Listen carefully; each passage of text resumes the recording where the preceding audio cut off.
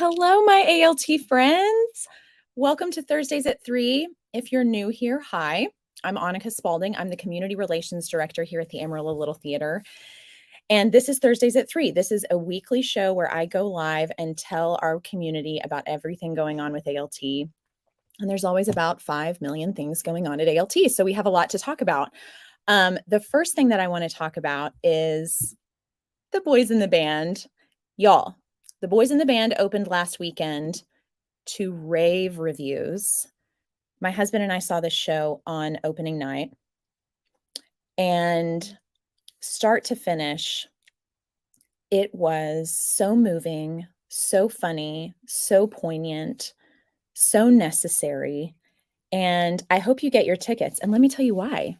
You should hurry and get your tickets because you can only get them tonight. There are, as of noon today, and I don't know where it stands right now, there are 29 tickets left for tonight. Friday, Saturday, and Sunday are sold out. So if you want to see the show Friday, Saturday, or Sunday, you'd need to get on a wait list. But it's limited seating for this show, the way that they've done the seating. So please, please, please, if you're watching Thursdays at 3 and know someone who doesn't watch Thursdays at 3 and think they might want to see this show, or know someone who might need to see this show, please call and get your tickets this afternoon because you need to see this show. Trust me, trust me, trust me. I'm going to show you another little promo picture we have of these amazing, talented actors. Look at that. Look at that. I am just blown away. We had a talk back on Sunday that had about 60 people in attendance for it, which is a huge turnout for a talk back. And here are some pictures from that. If you don't know, a talkback session is a session where we get audience members or other people who saw the show previously and then come back to sit around with the cast and the crew and the production team to talk about, here's another photo from that session, to talk about the ins and outs of the show, to talk about where the actors were coming from, to talk about the performances, for the audience to ask questions. And this is such a great show to do that. And I wasn't able to be there, but from what I heard, it was incredibly moving. There were stories told that were very, very special. The cast got to talk about their experience with this show, their experience in the LGBTQIA+ community. And I'm just so proud to work at a place where opportunities like this are made available to special members of our community. I'm so moved by it. So if you were able to be there, I'm jealous. If another talkback session comes up later in the season, I want to encourage you to attend because chances are you're missing out on something really, really special. So get your tickets for the boys in the band. I'm going to let you know how you can do that. If you don't know already, you can call our box office at 806-355-9991 for tickets, or you can get your tickets at any time.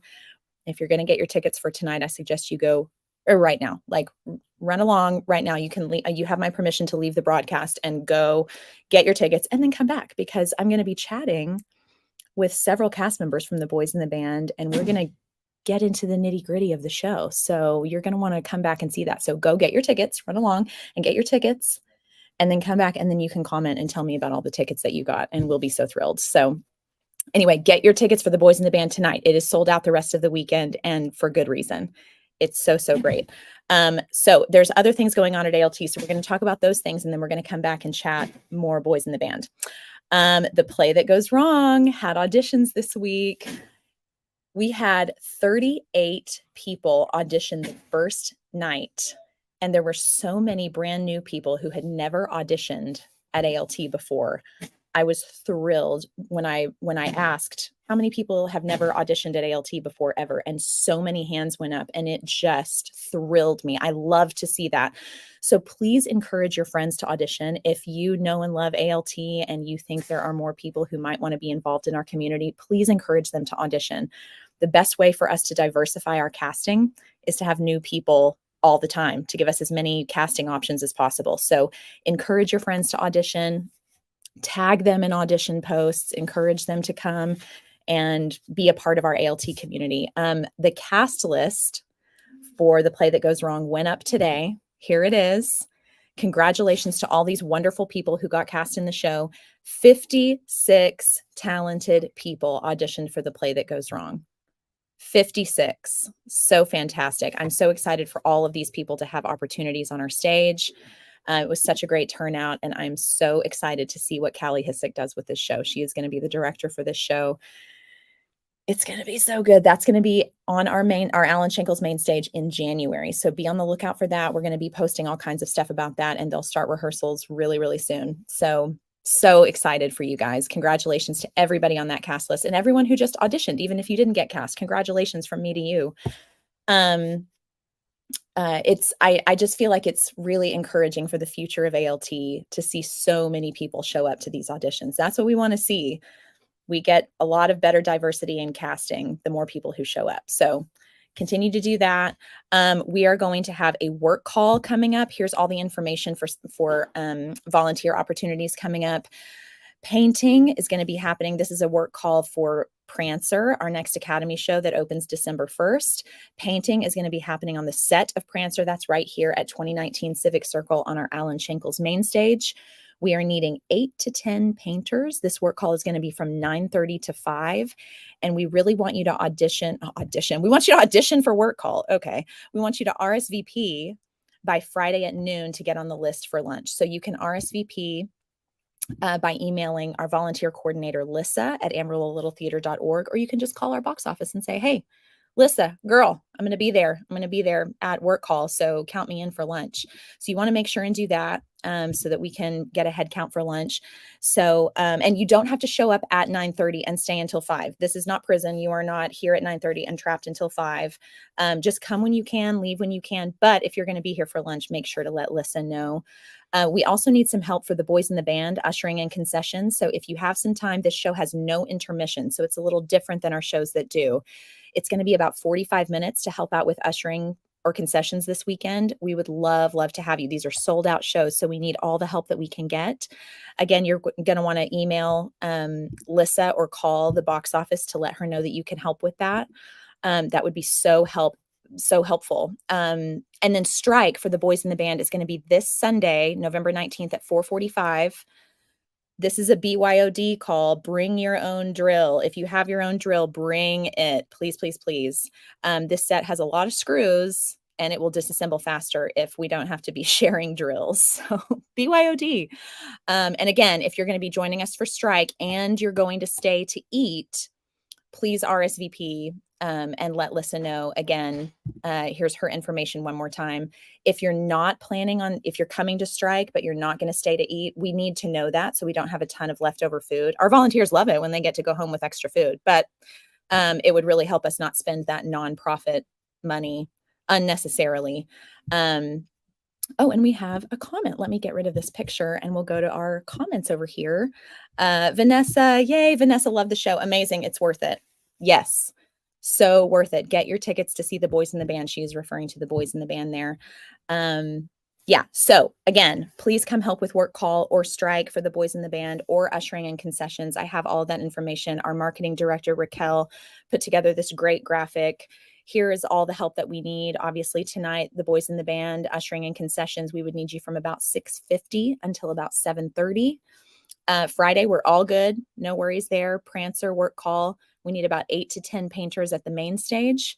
If you could be here anytime between 9:30 and 5, that would be wonderful.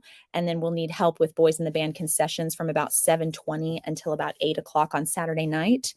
And then Sunday, boys in the band concessions from about 1:50 in the afternoon until about 2:30.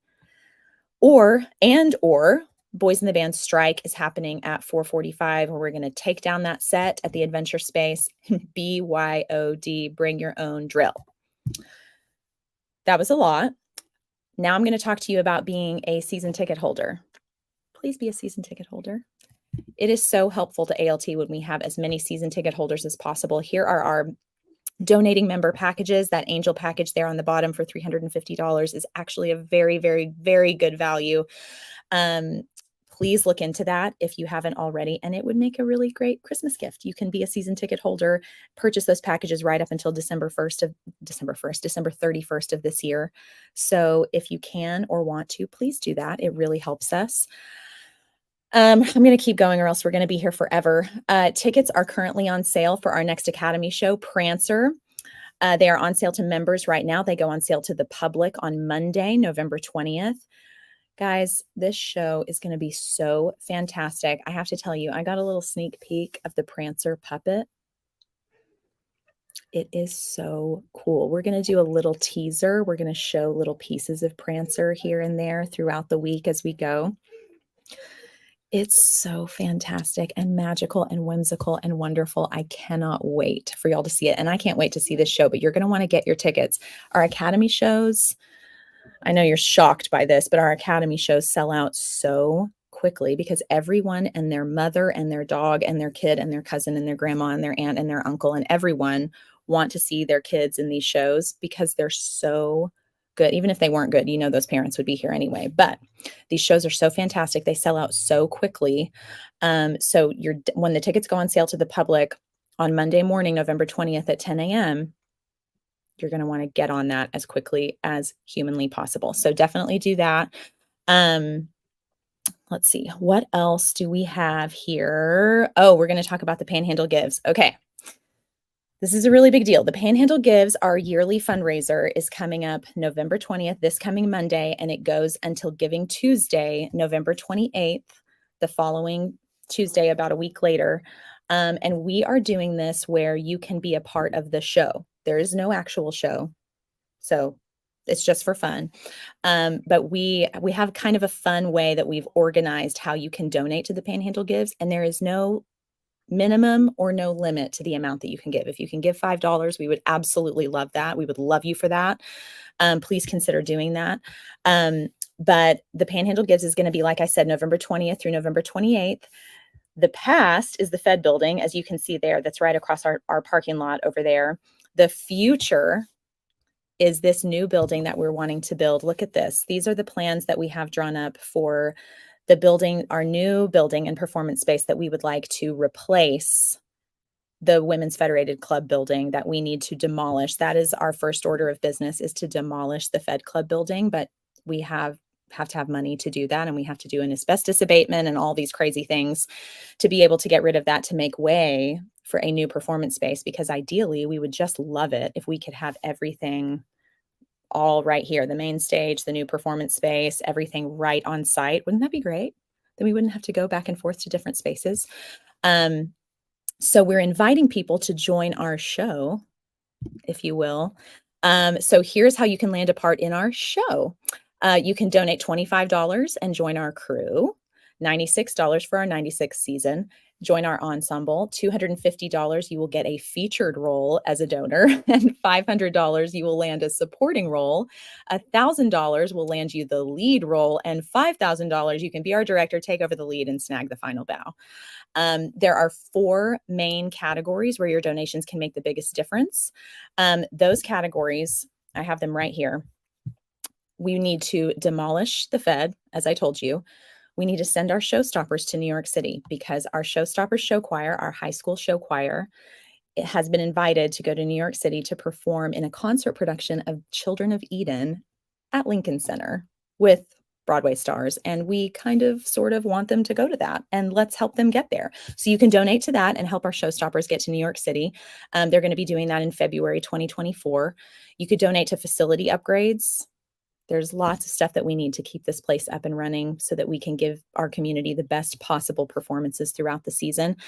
So this money could go towards our all-state security update, striping the south parking lot of the main stage, new desperately needed curtains. Oh my gosh. A new circular saw, new AC units for the dressing rooms. Volunteers, can you attest to, oh my gosh, we need new AC units in the dressing rooms. Heaven help us. Or Academy scholarships. We have never turned a student away for an inability to pay for any of our Academy classes. So scholarship money can help go towards that. And then we also we also have scholarships available for our graduating seniors. So those are the 4 categories that we are asking our donors to donate to during the Panhandle Gives. Academy scholarships, facility upgrades, send our showstoppers to New York City, or demolish the Fed building. So if you would be willing to do that, we would love you forever. We would love you forever. And Jason Crespin, our managing artistic director, and I are going to be going live on Monday evening November 20th, this coming Monday from 7 o'clock until 8:30. It's going to be a really, really fun show. We're going to have video testimonials from ALT warriors, our current ALT volunteers, and performances from current and past ALT volunteers, Academy alumni. There are going to be some surprises tossed in there. And Jason and I like to have a lot of fun, and we think it's going to be a lot of fun. So we hope that you'll tune in for that. Grayson Darrington, hi, Grayson Darrington, former Academy student, says, what I would have given to have had new AC units in the dressing rooms. Honey, same. We desperately need help with that. So if you're willing to donate to that, our volunteers would thank you. And don't you think that our performances would be just a little bit better if we could cool off the dressing rooms when performers come off stage and they can take a breather and not be completely overheated? Maybe the performances would be just that much better. So, consider donating to help us with that. Okay. As I say every single week, it's my favorite time of the week. It's our volunteer of the week.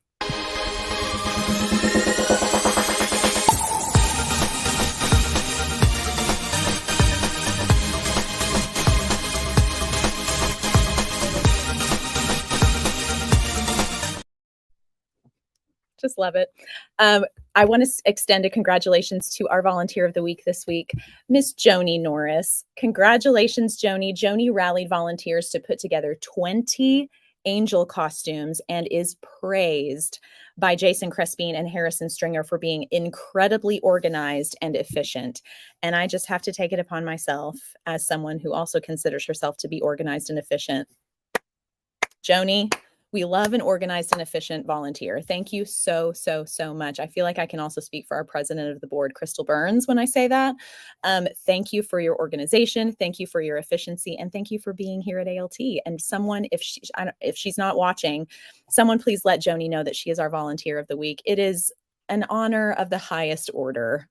So please let her know that she is our volunteer of the week.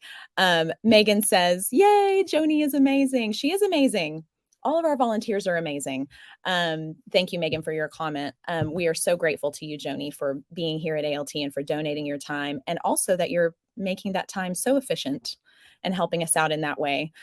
Okay.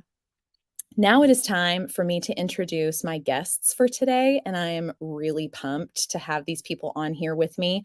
I have cast members from Boys in the Band, Colton Harada, Joey Sorensen, Ben Burke, and Sean Evan Jones. Hi. Hello. Hi. How are y'all doing? I'm pretty good. How about you, Annika? I'm doing great. I'm doing much better now that I get to chat with you guys. I have to tell you, I was so blown away by this production. It was so well done. The directing, the blocking, the set is absolutely stunning. I have actually, thanks to Duffy Tidwell, I have a picture of your gorgeous, gorgeous set. I mean, I know that Joshua Gibson Rourke helped decorate this stunning set. It was just from beginning to end, your performances, your dedication. It is such an important show for our audiences to see. But we're going to get into all of that. Can you guys, we'll start with you, Colton. Can you guys introduce yourselves and tell us who you're playing in the show? Sure thing. My name is Colton Harada, and I play Emery in Boys in the Band. Joey? Yeah, I'm Joey Sorensen. I play Cowboy. Sean? I'm Sean Evan Jones, and I play Donald. And Ben? My name is Ben Burke, and I play Harold. Okay, without giving anything away, Ben, can you tell us a little bit about the story of the Boys in the Band?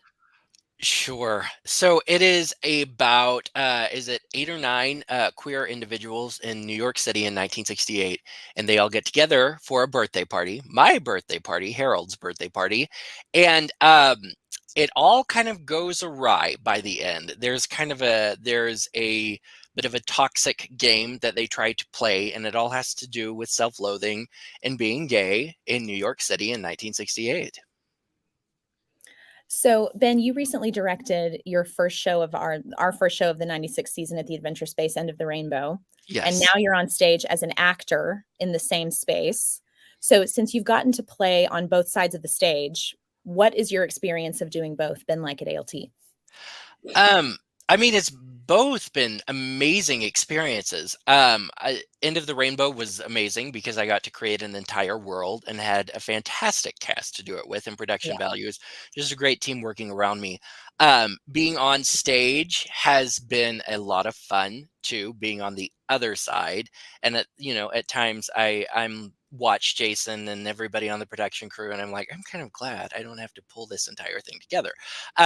Which I love to do for End of the Rainbow, but at the Yeah. same time, I have a whole different world to worry about, which is Mhm. great. Yeah. Our marketing director, Raquel, says hashtag Team Emery, hashtag Team Cowboy, hashtag Team Donald, hashtag Team Harold. You got a big fan in our marketing director, guys. So Colton, we recently got to see you as the news reporter in Charlie and the Chocolate Factory and smaller ensemble roles in that show and other shows. Now you're playing your first lead role at ALT. Can you describe what this process has been like for you? Yeah, it's been a crazy, crazy fun experience. Definitely a different one compared to anything that I've done before. Yeah. Um, I'm kind of used to like those other roles where you're just kind of like immediately kind of going from one costume to the next and just switching and getting on stage and get back on stage. Um, it's been really cool to kind of be a character that I get to see kind of a whole story arc of how they grow and change throughout the play. And it's been really rewarding. Yeah. So why has this role been significant for you?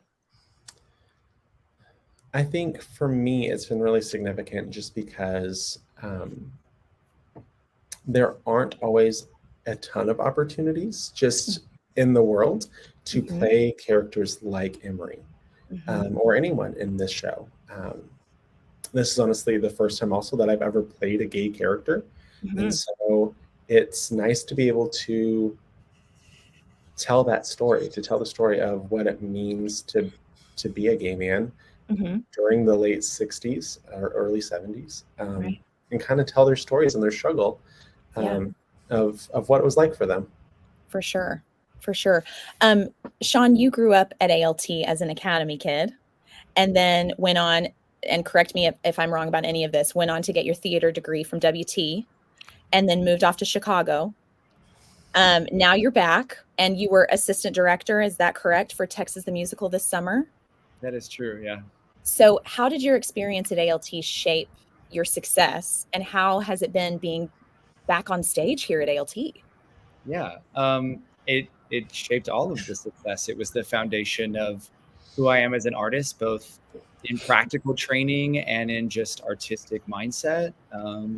And I'm super grateful for it. I was telling a now Academy director, close Academy friend of mine, Harrison Stringer, Yeah, how are we doing Little Mermaid? We just did that. And then I had to be like, oh, that was 10 years ago. I know. But it shaped a lot. And just growing up here and being surrounded by such incredible artists and mentors at ALT, at WT, at the Texas Panhandle Heritage Foundation, it's been everything to me. And going away, and I'm back for some personal things that I did not foresee, but it's been amazing to come home and have a soft place to land a little bit. And Mhm.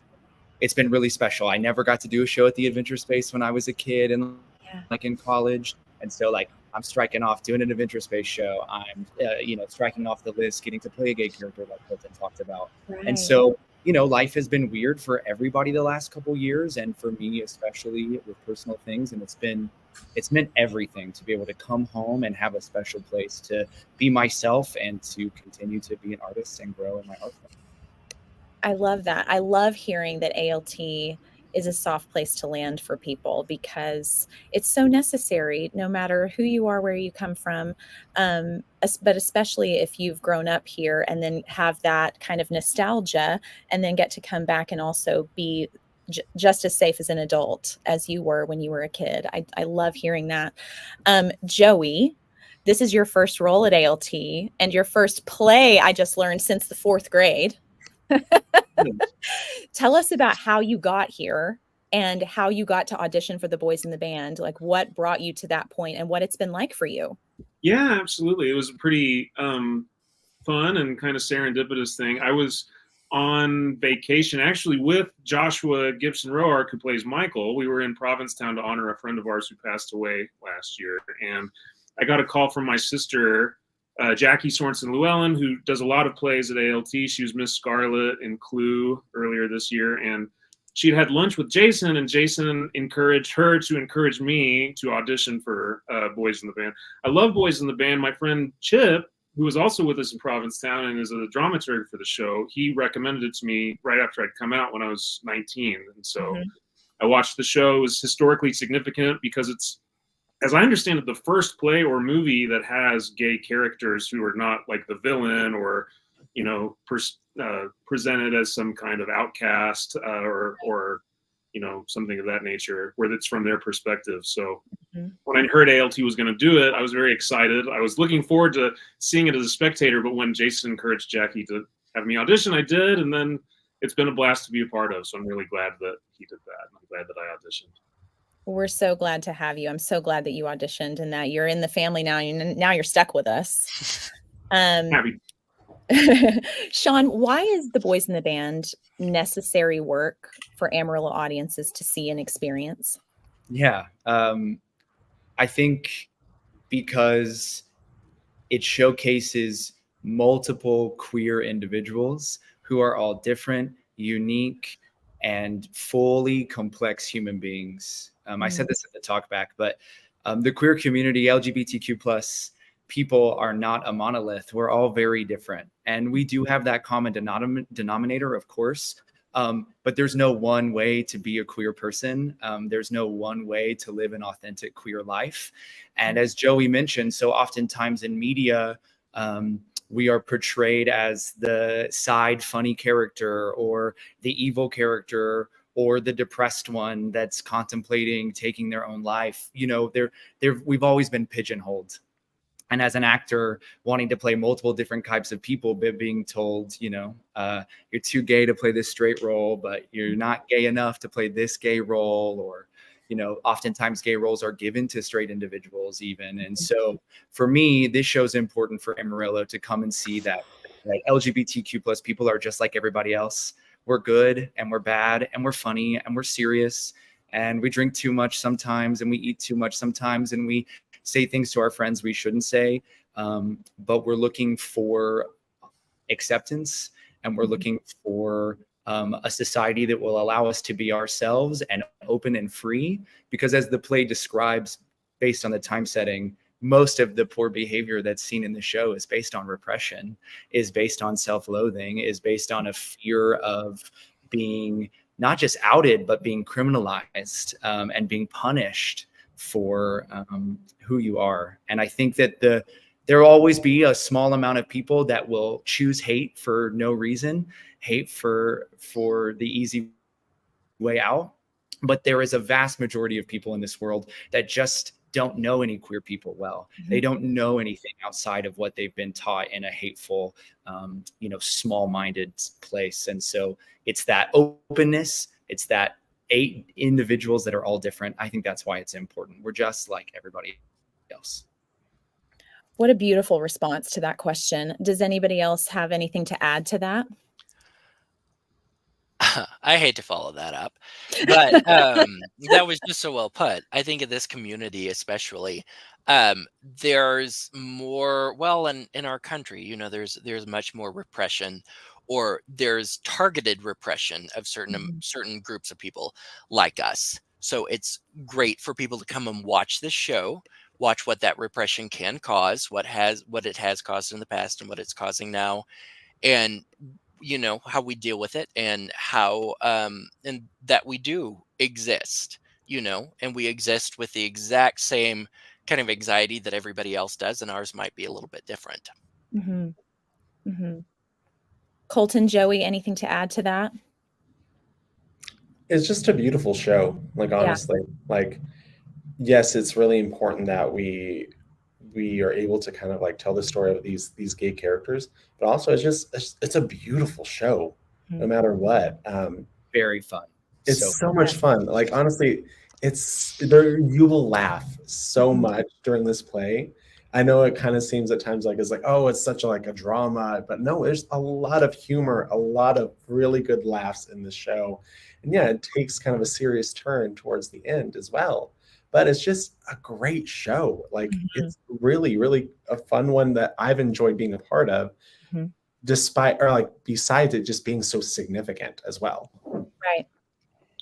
Absolutely. It's a slice of life. It's a period piece. It's been a lot of fun to like feel like we're living in the late 60s for a bit Yeah. while we've been doing this show.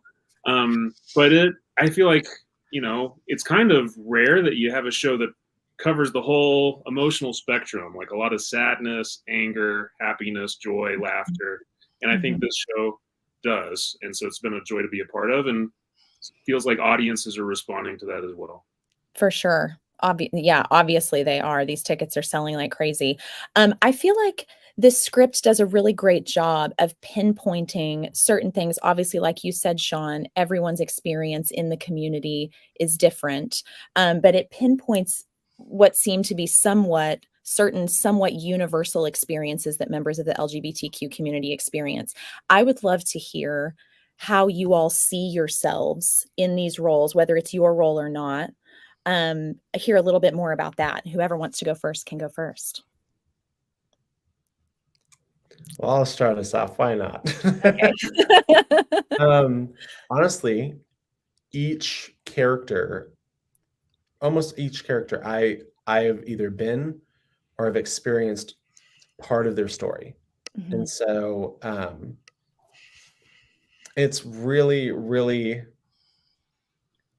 kind of emotional. Like it's very emotional to leave the theater each night after performance, Yeah. just because we're tapping into emotions. And yes, we're acting, we're not these actual people, but we are pulling from real life experiences, Mhm. real life moments in my childhood and in my growing up, in my college years, in my high school years, of people that I connected with, Mhm.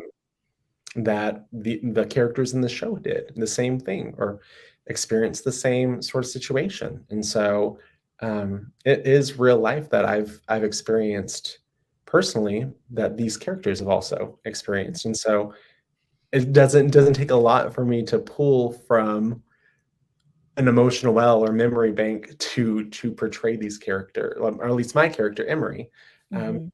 because I've been in his shoes. I've been in a lot of the characters' shoes, and it's it's crazy to realize just how universal some of these experiences really are for so many of Mhm. us. Right. Well, and Absolutely. not even just specifically, obviously, it's gonna be different being in the LGBTQ community, but there are so many situations in this show that anyone can relate to. Exactly. You can see yourself, and that's one of the reasons why I feel like it's so important is that it's not a niche show for a Mhm. niche community. It's something for everybody that everybody needs to see because you can find if you're open and looking, you can find yourself and see experiences that you may have had similar to these characters during the show. Mhm. Absolutely. Well, and Joey, these, were you gonna say something? Well, yeah, that's a great point, Annika. I think one of the powers of the show is you see kind of what is particular to growing up as an LGBT person, but then also I think it can foster a lot of empathy for people who don't have that particular experience but can relate to the experience of a lot of tension with how they were brought up versus how they develop as an adult and things of that nature. One of the Mhm. questions we got at the talkback was, if we knew that we wanted the character that we got going in, which was a fun question. Because Cowboy wasn't at the top of my list, but he's been a lot of fun to play. And I grew up in kind of a Western setting. Well, I think all of us who grew up in this area have Yeah. something of that too. So it's been fun to bring that to the role. And yeah, certainly, you can relate to the experiences of, say Michael growing up in the religious tradition that I was also brought up in, of Catholicism, and kind of the tension of that with being a gay man. And I think there's a lot for people from all sorts of different communities to relate to in the characters. For sure. Ben, were you going to chime in? I was going to say that this play was based, each of these people in this play were based on real people. So the playwright, Mark Crowley, he wrote about some of his closest friends that ended up dying of AIDS. But, it was him writing about each of their issues. And so at the end of the day, they're real people going through the exact same thing. Even though they're going through the issues of LGBTQIA, there is Right. something there that you can commiserate with, because they're real and they're human. Right. Exactly. Colton, your character, Emery, I won't give anything away, but has a situation with another character on stage. I noticed when I saw the show that Emery is very quick to forgive this character. Why do you think that is? And if that were you, do you think you could have forgiven him so quickly for what he did to you?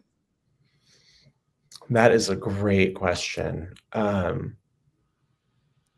think I was so moved by that, by your character's choice to forgive so quickly. So that's why I wanted to ask that.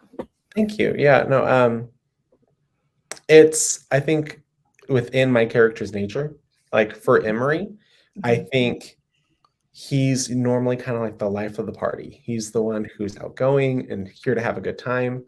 But as the story progresses, he kind of realizes some problematic parts of himself as well, and realizes like, hey, I don't like that part of me, and I don't want to subject other people to it. I want to make a change.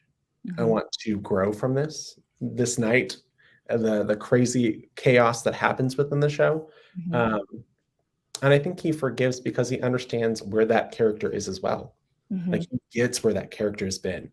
And I think he's probably experienced more people like this other character. And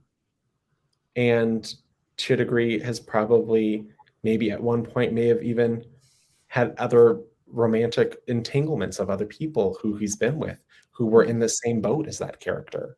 Right. And so I think he just understands that like, hey, we're all kind of on a journey. We're all in different spots along that journey and wants to have a little bit of grace for that person. I love that because I feel like Emery is such a role model in that way and someone we should all aspire to be, because how justified would Emery have been in this? When you see the show, you'll understand what I'm talking about, those of you who are watching, but how justified he would have been to just write that person off, don't speak to me, don't come anywhere near me, but instead to make the choice to toe the line between standing up for himself and offering empathy to someone, which is certainly something universal for all of us to aspire to. Yeah, it's honestly like a really beautiful moment just for me, like playing this role, because there have been enough people in my life who have hurt me, who have absolutely stuck the knife in the back and done things that have left me in pain. But I've learned just throughout my life that I don't want to keep holding on to regret or to bitterness or unforgiveness, because I don't know where those people are and I can't speak to what they were going through. And all I can do is heal from those hurts, but hopefully allow those people the grace and the ability to learn from them as well. How amazing too, that as an actor playing a role, that you can tap into, obviously, as we all do on stage, tap into personal experiences that you've had, but just by playing the role and forgiving in the way that Emery has chosen to forgive, that you're kind of in a sense forgiving those people in your personal life to a degree and letting it go through your performance of Emery, which is so incredible. And it's so clear that that's personal to you from an audience perspective, because it hits. That moment is seared in my mind when you forgive this other character. It's so brief. I'm not talking about a moment that's like an entire scene. Like, this is a very brief moment, and it is seared. And it was just, I think it's seared in my mind because it was so authentic to you. Thank you. Yeah, I mean, it's like I've said, like I've been in almost every single one of these characters' role, like moments of like in their life, like, and so it's not hard for me to tap into a memory of being one of these characters, and so it's just, yeah, it's a really beautiful thing to be able to do this, because it is a bit of therapy. Like I think I can speak for all of us to a certain degree that being on stage and playing these characters, like, yeah, they may not be perfectly like us, but to a certain degree, I can put myself in those shoes, and it allows me to kind of to heal a little bit from my own trauma, my own stuff that I've gone through. For sure. Yeah. For sure. Your castmate, Joshua Gibson Rourke, says, "Hi, boys in the band, boys. I've been watching from the school pickup line. You're each amazing. See y'all in a few hours." Thank you for watching, Joshua. And also, I'm jealous because in my school pickup line, there is no internet. I cannot get internet to save my life. So I'm really jealous of that. When I saw the show, I so appreciated being invited through the intimate seating as well as the script, sort of into a slice of the world that is experienced by the LGBTQIA+ community. Does it feel scary or empowering or both to invite people who aren't in your community into this experience? Both, for sure. It was terrifying. I mean, I identify with Donald with the anxiety a little bit. I think sometimes I'm an anxious person. I hide it as best as I can. But there were times that I was like, what's going to happen when we do this show? Like, are people like, and not even just Amarillo, but just like the state of the world and the vitriol and the hatred and how angry people are, justifiably so or not. Like, I was nervous. I was really, really worried. And then choosing to be courageous through the anxiety lended itself to that liberation, to see how many people support us that we don't know about, and to be brave and to see the response, and also being surrounded by other queer artists picking me up, and to see how many LGBTQIA+ people have come to our show, have stayed to the talkback, had talked about how much it meant to them to be doing it. That was the liberation. Of course, there's strength in numbers, but we only get liberation, we only get acceptance by living openly and proudly and boldly. So it was both, but it's been worth all of the maybe nerves in the beginning. Sure. I just have to say, I so appreciate all of you, including your castmates who are not with us on the broadcast today.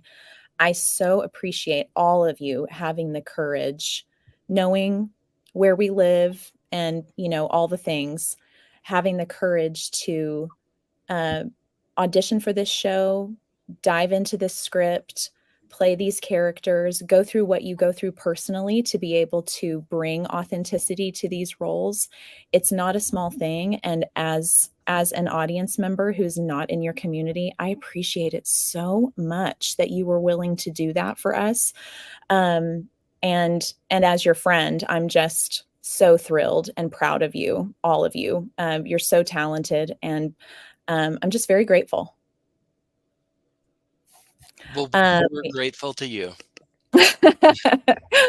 We have some more comments. Jonathan Mobley, your castmate, says, "Each one of these characters is so different, and all of these guys give such a wonderful, heartbreaking performance. It's an honor to be on the stage with you guys." Travis Tidmore says, "Colton Harada made me cry with laughter and then broke my heart and made me cry all over again." Chris Tidwell says, "Wonderful show, y'all. The talkback was great too. Looking forward to Saturday night." And Travis says, "If you don't normally read the playbill, yes, Travis, I encourage everyone to read everyone's bios as they share their stories. I was crying before the show started just from those. Everyone involved was amazing." Incredible. I mentioned this last week when I was chatting with Duffy and Dakota and Joshua. but I'd love to get your specific perspectives on it. I feel like people can get scared off when they see R ratings, language, content warnings, et cetera, but ultimately, and anyone feel free to respond, what is the message of this show?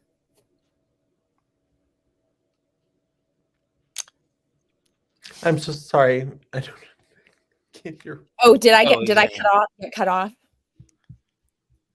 Can y'all hear me now?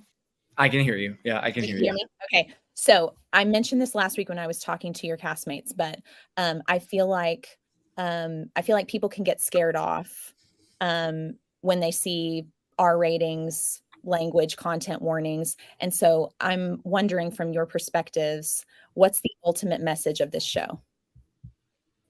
I think the ultimate message is just friendship in all of its messy complication, especially friendship in the context of a society where people are, especially at that time, feel, alienated and judged and internalize a lot of judgment that they then kind of project onto each other, while at the same time you see such deep love between them too. So I don't know, friendship. If I had to put it to one word, I think it's just a show about friendship.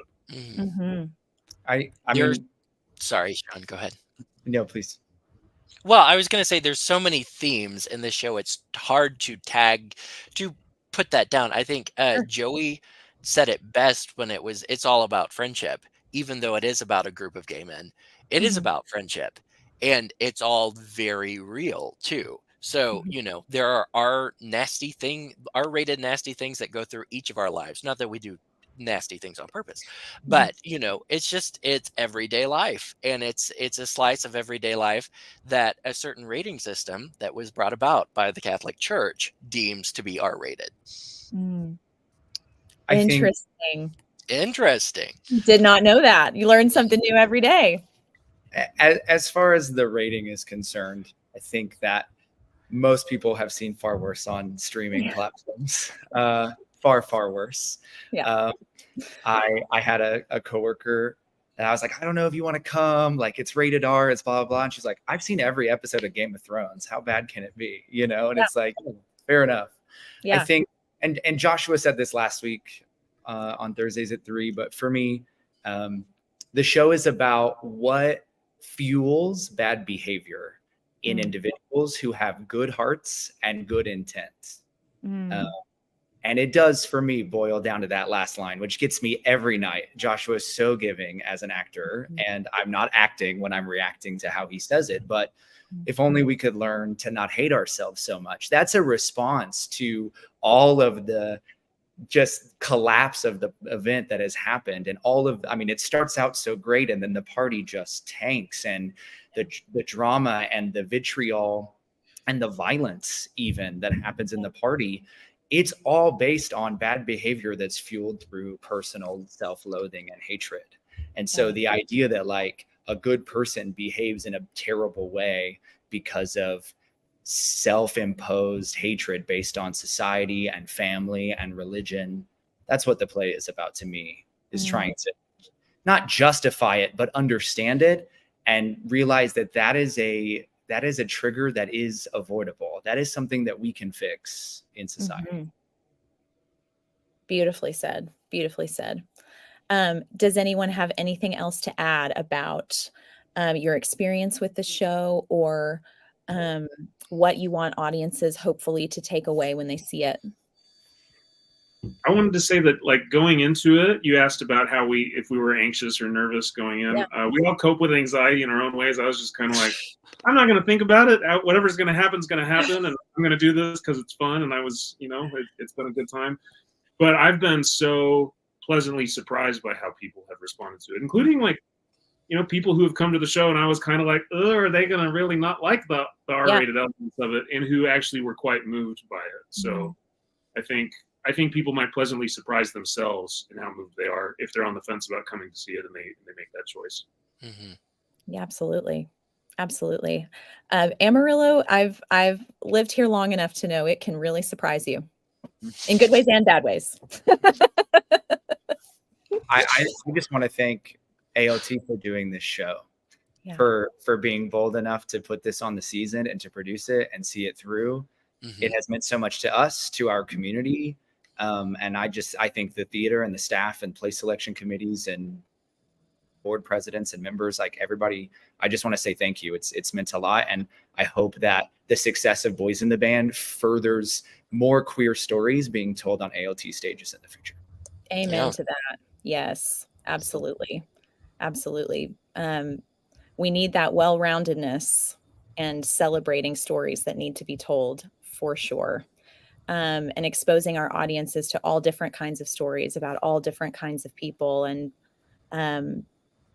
being bold like this is how to do that, for sure. Well, I just want to wish you guys the most wonderful closing weekend. I want to say break a leg tonight, Friday, Saturday, Sunday.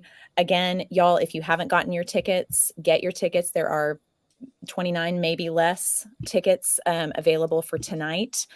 Friday, Saturday, and Sunday are sold out, as they should be. These guys deserve that.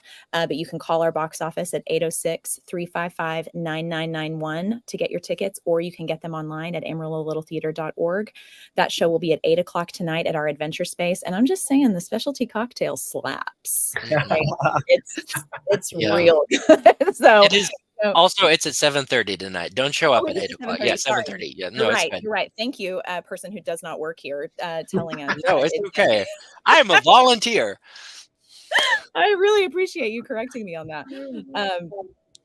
Travis Tidmore says, once again, so proud of you all. So proud of you all. Thank you, Travis, for your comment. Thank you guys so much for joining me today and taking time out of your day to talk about the show. You've blessed me with your performances and with getting to chat today, getting more in-depth information about the show and how you guys approached it and your experiences with it. So thank you for taking the time to chat with me today. Thank you so much. Thank you very much. I'm so proud of you guys. And I just wish you the most happy closing weekend. I'm so grateful for your work, and hopefully I'll get to see you sooner than later. Yes. Appreciate it. Yes. Bye.